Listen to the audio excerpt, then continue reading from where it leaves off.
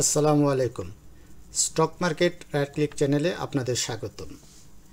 আমরা গত ভিডিওতে বলছিলাম কিছু স্টক নিয়ে আলোচনা করব, সেই হিসাবে আপনারা ম্যাক্সিমাম লোকই অ্যাপেক্স ফুডওয়্যার নিয়ে কথা বলতে বলছেন। সো আমরা আজকে অ্যাপেক্স ফুডওয়্যার শেয়ারটার ব্যাপারে দেখব।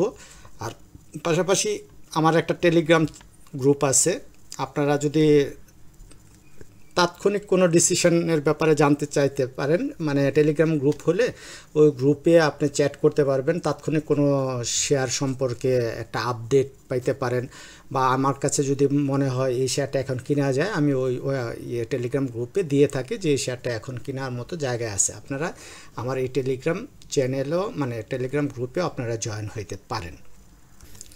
আর পুরো আলোচনা জুড়ে আমি রাইট ক্লিক জাকারিয়া থাকবো আপনাদের সাথে।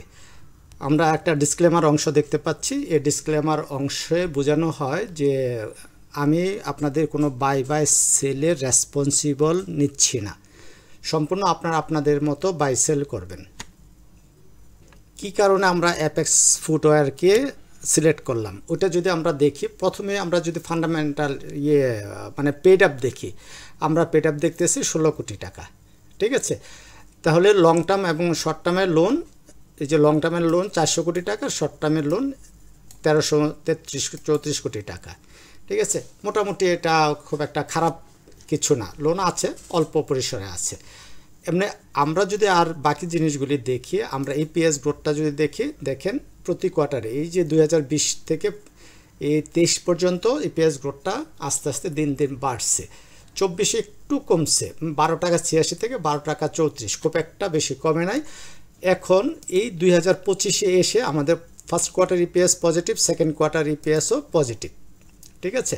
তার মানে থার্ড কোয়ার্টার ইপিএস তো এই মাসের শেষের দিকে হয়তো আসবে, থার্ড কোয়ার্টার ইপিএসও ভালো আসবে আশা করি, এবং ফোর্থ কোয়ার্টার সব মিলিয়ে যে ইপিএস একটা গ্রোথ সেটা আমরা পজিটিভ আমরা দেখব, এটা আশা করাই যায়। পাশাপাশি যদি আমরা ডিভিডেন্ড হিস্ট্রি দেখি, আমরা দেখব সে ডিভিডেন্ড প্রায় অনেক ভালো, 35% ক্যাশ, 10% করে স্টক প্রতি বছর দিয়ে আসতেছে। আর এর চেয়ে বড় ব্যাপার হলো 431 টাকা 432 টাকা নেবের এগেনস্টের শেয়ার প্রাইসটা আছে 228 টাকা। তাহলে এই দিক দিয়ে আমরা সব কিছু আমরা পজিটিভ আমরা দেখছি যে আমরা শর্ট টার্ম বলি, মিড টার্ম বলি, লং টার্ম বলি, ইনভেস্ট করার মতো একটা ভালো শেয়ার হলো অ্যাপেক্স ফুটওয়্যার। চলুন আমরা চার্টে যাই।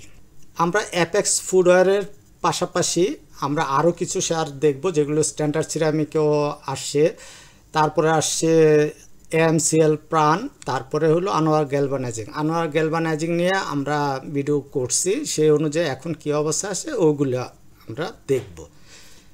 তাহলে আমরা যদি দেখি, আমরা প্রথমে যদি তার হাই লোটা দেখি, মানে অল টাইম হাই কত আছে 605 টাকা, আর অল টাইম লো কত আছে, অল টাইম লো আছে 188 টাকা। দেখেন তার জীবনের ইতিহাসে সে এত লোতে নামে নেই, তারপরেও শেয়ারটা এত লোতে নামছে। ফান্ডামেন্টালি শেয়ারটা ভালো শেয়ার, তারপরেও শেয়ারটা আমাদের সুযোগ দিচ্ছে এত লোতে আসছে। সো এইখানে আমরা শেয়ারটাকে ওই লং টার্মের জন্য ইনভেস্ট করতে পারি, শর্ট টার্মের জন্য, মিড টার্মের জন্য। আমরা একটা টেনে নিচ্ছি,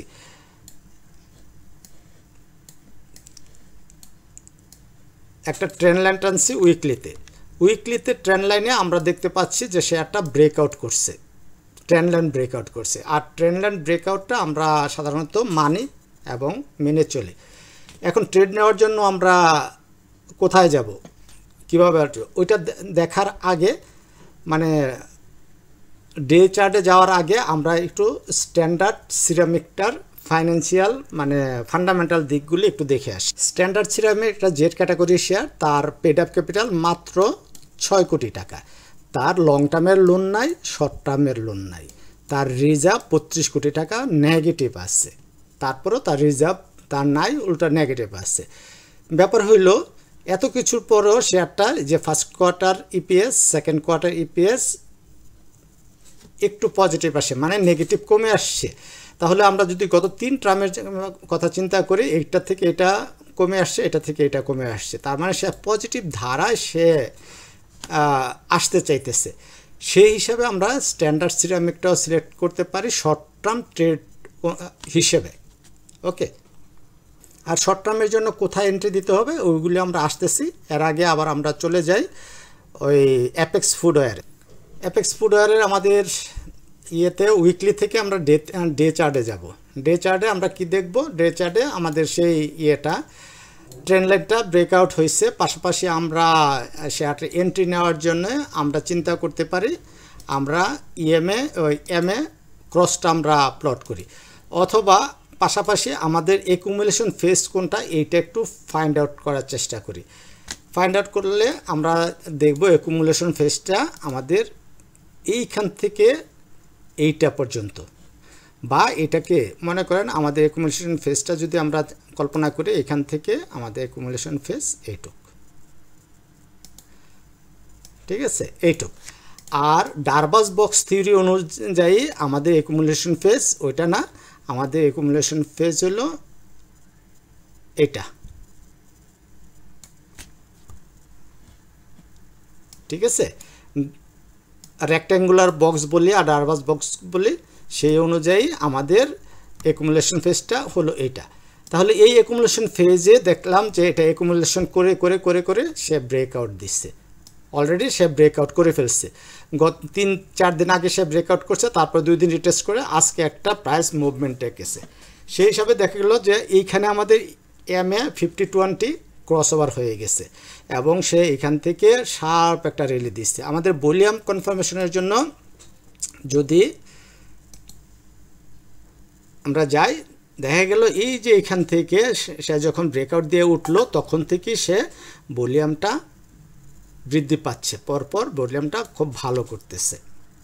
তাহলে যেহেতু গ্র্যাজুয়ালি সে ভলিউম ভালো করতেছে, সব কিছু ভালো, সেই হিসাবে আমরা এটাতে ট্রেড প্ল্যান সাজাইতে পারি, কোথায় এন্ট্রি নেব, কোথায় স্টপ লস ধরবো।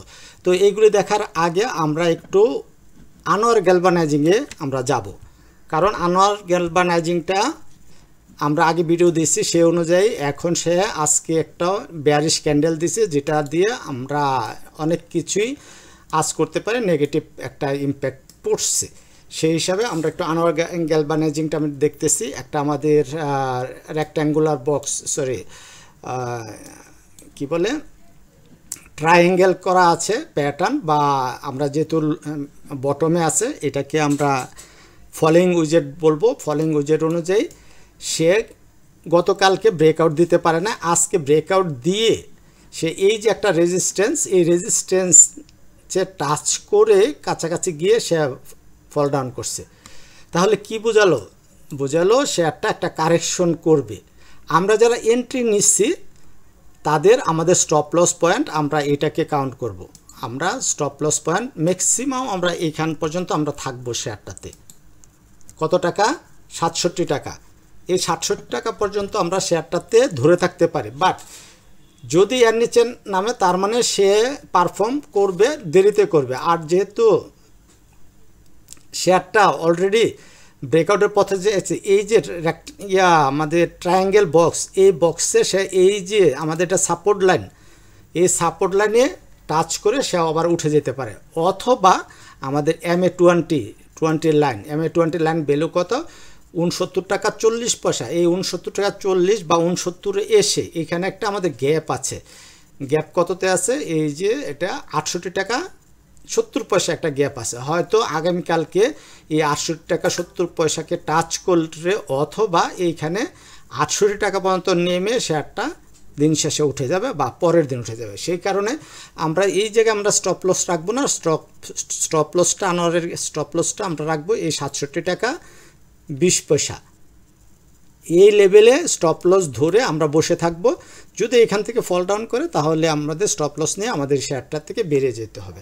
আর যদি সে উঠে যায় তাহলে এইটা সে ব্রেকআউট দিবে এইখানে, আর সে বাধা পাবে না। না বাধা পেয়ে এক টানে শেয়ারটা এই জায়গায় পর্যন্ত চলে আসবে। এবার আর তার এই জায়গা ছাড়া আর মাঝখানে কোথাও সে আটকাবে না। কত? 86 টাকা থেকে 90 টাকা, এই রেঞ্জে আমরা শেয়ারটা সামনে ফিউচারে আমরা দেখতে পারি ইনশাল্লাহ। আপনাদের আজকে আমি আরও একটা নতুন অ্যানালাইসিসের সাথে আপনাদের যুক্ত করে দিলাম। কিভাবে? এটা হলো আমাদের স্টচেস্টিক আরএসআই। হ্যাঁ, এর সাথে আমরা এটা হলো আমাদের কি বলে, ভুলে গেলাম কেন নাম, পিভট। এই হলো আমাদের পিভট। তাহলে এই পিভট রেজিস্ট্যান্সের সাথে আমরা স্টচেস্টিক আরএসআই এর ম্যাচ করাবো। এখানে আমাদের পিভটের আমাদের রেজিস্ট্যান্স হলো 230 টাকা 90 পয়সা। সে ব্রেকআউট দিয়ে সে ফেল করছে।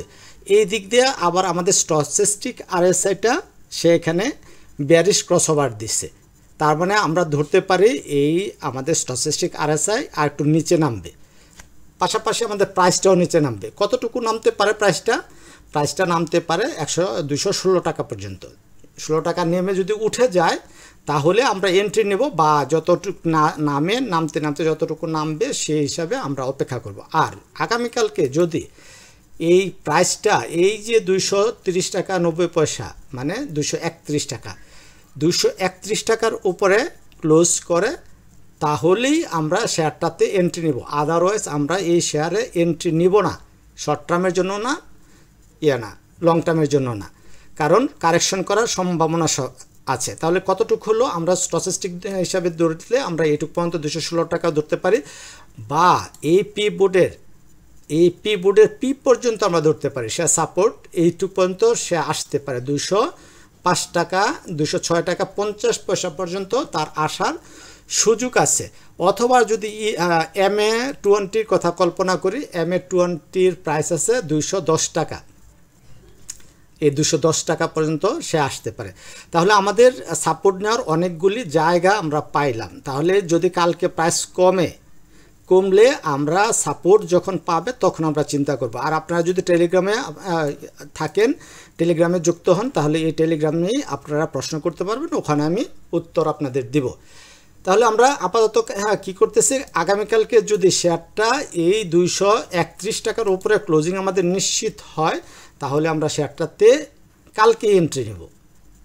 কালকে এন্ট্রি নেওয়ার উপরে চলে যাওয়ার একটা পসিবিলিটি আছে, কারণ আমাদের গ্র্যাজুয়ালি ভলিউম বাড়তেছে। আগামীকালকেও আমার মনে হয় এটা আগামীকালকেও তার ট্রেন্ড কন্টিনিউ করবে, সেই হিসাবে আমরা একটু সজাগ থাকব। ফাইনালি আমরা AMCL প্রাণের একটা অ্যানালাইসিস দেখব। AMCL প্রাণ এটা হলো কি, লো পেড আপের শেয়ার, খুবই কম পেড আপ, আর 8 কোটি টাকা পেড আপ। তার লং টার্ম লোনও আছে, শর্ট টার্ম লোনও আছে। লং টার্ম লোন কম আছে মানে এগুলো আমরা পজিটিভ সাইন দেখি, আর রিজার্ভও আছে। ইপিএস মোটামুটি গড়ে পড়তে ইপিএস, তার নেট অপারেটিং ক্যাশ ফ্লো প্রতি মাসে কমতেছে, তারপরেও শেয়ারটা ভালো অবস্থান, আমি মনে করি খুব খারাপ না, ভালো অবস্থান, কারণ চার্ট অনুযায়ী অনেক ভালো অবস্থানে আছে। চার্ট কি বলে আসেন দেখি। এই হলো AMCL প্রাণের আমাদের চার্ট। দেখেন এখানে একটা মার্ক করা আছে এন্ট্রি অ্যাজ বলিঞ্জার ব্যান্ড অনুযায়ী আমাদের এন্ট্রি ছিল 206 টাকা 80 পয়সা, মানে 260 টাকার উপরে শেয়ারটা ক্লোজ দিলে। সে অনুযায়ী 9 তারিখে আমাদের এন্ট্রি ছিল, বাট আমি নিজেও এন্ট্রি নেই নাই, আমার টিমে যারা আছে তারা কেউ এন্ট্রি নেয় না, কারণ আমি নিজেই ভুলে গেছি। আমি লিখে রাখছি, এই যে এই সময়ে আমি লিখে রাখছিলাম যে আমরা এর উপরে যদি ক্লোজিং দেয় তাহলে আমরা এন্ট্রি নিব, বাট আমি ভুলে গেছি বিদায় আমরা এন্ট্রি নিতে পারি না, নিজেরাও এক পিসও এন্ট্রি নেই নাই। বাট শেয়ারটা কিন্তু ঠিক পারফর্ম করতেছে। কিভাবে আমরা দেখব পারফর্ম? এই যে MA ক্রসওভার, দেখেন সে শেয়ারটা MA ক্রসওভার করে ফেলছে কবে, এই জায়গায় করে সে আবার ডাউনে গেছে, ডাউনে করে এখানে উঠে গেছে। তার মানে আমরা এইটা না ধরে আমরা কিন্তু এইখানে আমরা এন্ট্রি নিতে পারতাম, এই যে এই ক্যান্ডেলে অথবা এই ক্যান্ডেলে। তার মানে আরও 2 দিন আগে আমরা নিতে পারতাম, যেহেতু নেই তাহলে তো আর কিছু করার নাই। যেহেতু শেয়ারটা হাই পারফর্ম করতেছে, সেই শেয়ারটাতে আমরা যে কোনো সময় আমরা এন্ট্রি নিতে পারি। বলিঞ্জার ব্যান্ড যদি আমরা এখানে প্লট করলে আমরা দেখব, এটা কোন, দেখেন MA200, তার মানে MA200-র উপরে পারফর্ম করতেছে। তাহলে MA200-র কথা আমরা বলছিলাম যে লং টার্মের জন্য, তার মানে লং টার্মের জন্য সে এটা ভ্যালিড হয়ে গেছে, পারফর্ম করবে। এখন এখানে সে করতে পারে, আপ ডাউন করে একটা সাইডওয়েজ করতে পারে। RSI যেহেতু আমাদের 77 ওভারবট এরিয়াতে চলে গেছে, এখন RSI একটু কারেকশন হইতেও পারে, নাও হইতে পারে। বাট যদি আমাদের লো পেড স্টকের পারফর্ম করতেই থাকে তাহলে এই শেয়ারটা আর পড়বে না।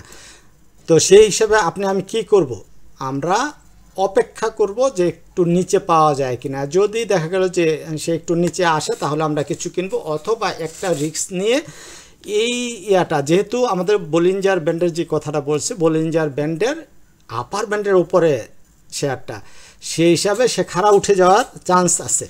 তাহলে আমরা অল্প কিছু স্টক 10 পিস 20 পিস নিয়ে আমরা চেক আউট করতে পারি যে আসলে আমাদের ভাগ্য আমাদের সহায় হয় কিনা। তবে মোটামুটি সে আপ ট্রেন্ড কনফার্ম করে রয়েছে। তার পরবর্তী রেজিস্ট্যান্সটা প্রথম রেজিস্ট্যান্সটা 255 থেকে 265 টাকা। এইখানে যাওয়ার পরে হয়তো শেয়ারটা আবার দুর্বল হবে। আপাতত শেয়ারটা আপ ট্রেন্ডে আছে। মোটামুটি এই ছিল আজকে আমাদের আলোচনা। ভিডিও শেষ করার আগে রিকোয়েস্ট রইল, অ্যানালাইসিসটা যদি ভালো লাগে ভিডিওতে লাইক দিবেন, কমেন্ট করবেন আর সাবস্ক্রাইব করতে ভুলবেন না। পাশাপাশি শেয়ার করে অন্যদের দেখার সুযোগ করে দেবেন। ধন্যবাদ, ভালো থাকবেন। আসসালামু আলাইকুম।